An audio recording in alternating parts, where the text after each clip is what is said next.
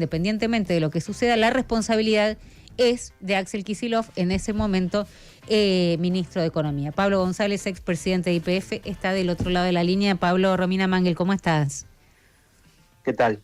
Bien, muchísimas gracias por atendernos. No, por favor. Es muy complejo explicar esto en términos que no sean técnicos, pero poder llegar a dimensionar por qué esta noticia nos está dominando la agenda mediática desde ayer a la tarde.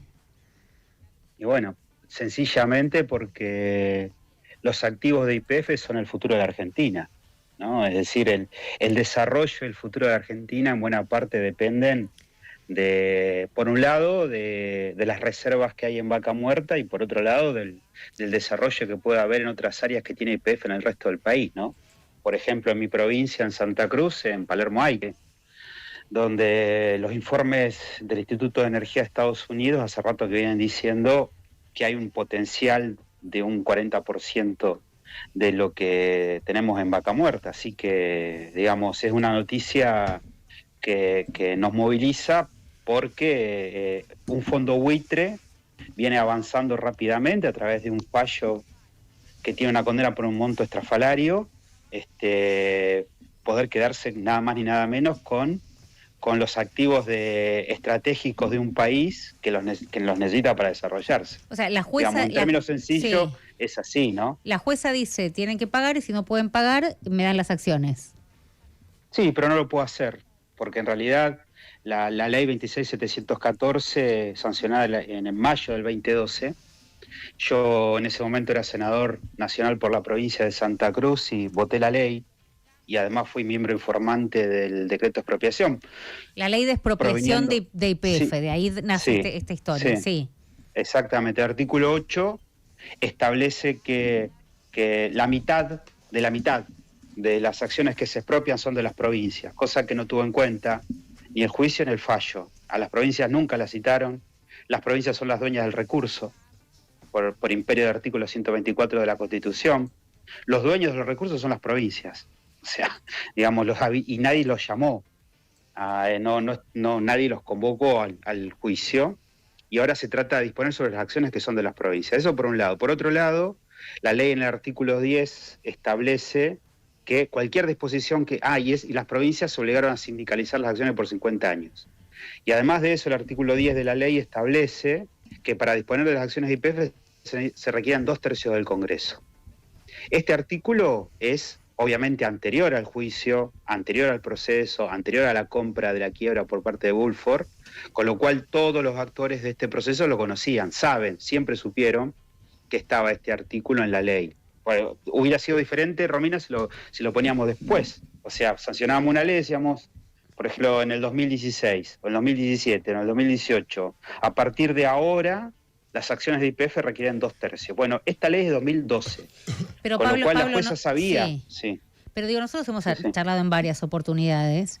Sí. Y mi pregunta es la siguiente, yo trato de trasladarte un poco, no adivino lo que está preguntando, lo que quiere preguntar la oyentada, pero vos decís, ¿puede avanzar tan rápido una causa y el traspaso de el paquete de litigio, digamos, ¿no? Que lo compran, lo compra un fondo a un grupo? Si todo esto fuese tal como dice Axel Kicillof o tal como estás diciendo vos, ¿entendés? Pues bueno, no tendría mucho margen para avanzar la justicia norteamericana si las cosas fuesen como vos decís. Y sin embargo avanzó al punto tal que dice, dame las acciones. La justicia norteamericana no es la justicia divina. No, claro, no. Digamos, a ver, un fondo buitre va y compra una quiebra en España, sí, lo lleva a Nueva York, sí, inicia un juicio. La jueza debe aplicar ley argentina. Porque ayer escuchaba un opinólogo, digamos, un economista no es por nada, pero de la Ciudad Autónoma de Buenos Aires, digamos, lo que se la saben todas. Sí. Diciendo, no, lo que pasa es que en Estados Unidos se respetan las leyes y ahí los acuerdos privados están por encima de la ley. No, acá la jueza aplicó ley argentina. Y conforme a la ley argentina, una ley de expropiación es de orden público y declara utilidad pública y sujeta a expropiación de un determinado activo. No obstante eso, privilegió digamos, el Estatuto de YPF en su artículo 7 que exigía una oferta pública de acciones. Que eso no sucedió, no existió esa oferta pública de acciones.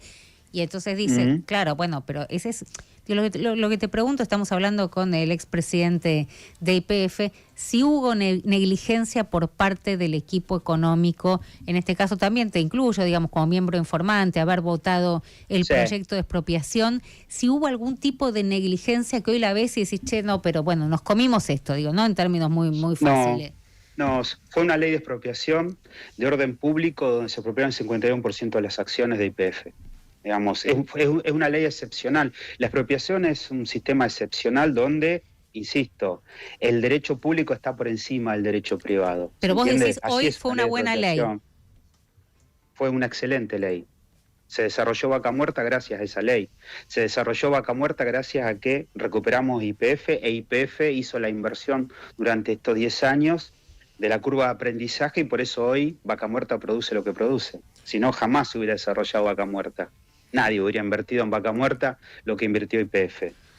Perdón, Pablo, pero ¿por qué el presidente, digamos, con tanta vehemencia y seguridad? No sabe nada, no tiene ni idea de lo que está hablando. Porque dijo que era que esto era responsabilidad del estúpido de Kicillof. No conoce la Argentina, es un desequilibrado. No sé, se puso un buzo de YPF un día antes de la sentencia, la verdad que no se ponga más un buzo, la verdad hasta mala suerte trae.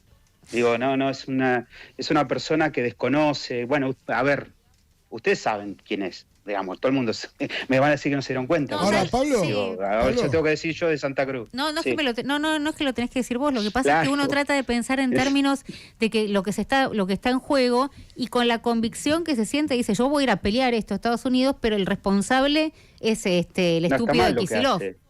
No, está mal, porque no tiene que reconocer un error. Él tiene que defender la soberanía de la Argentina. Él no tiene que echar a ver, por una cuestión política bastante egoísta, digamos, prefiere echarle la culpa a Kicillof y no defender, digamos, los intereses soberanos de la Argentina. ¿No? Estamos, digamos, Vaca Muerta tiene reservas para esto lo hemos hablado, me acuerdo cuando fui al programa, en la radio lo hemos hablado largo. Es decir, Argentina tiene reservas para 180 años de gas y casi 100 años de petróleo. Digamos, es un recurso estratégico que lo buscan todos los países.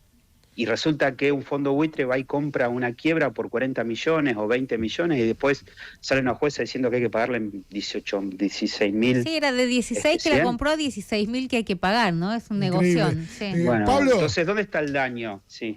Pablo, ¿cómo te va? Agustín Álvarez Rey te saluda, ¿cómo andás? Hola, ¿qué tal? Bien.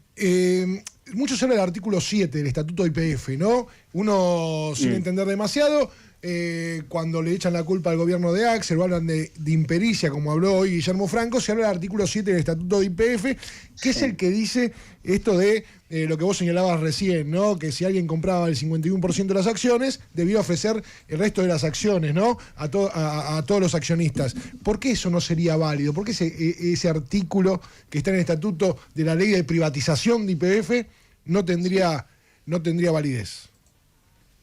Bueno, Franco, ustedes saben que es director de YPF, se hizo nombrar director de YPF, ¿no? Franco y varios más de los que están ahí. Son esas sillas que tienen representación el Estado, claro, sí.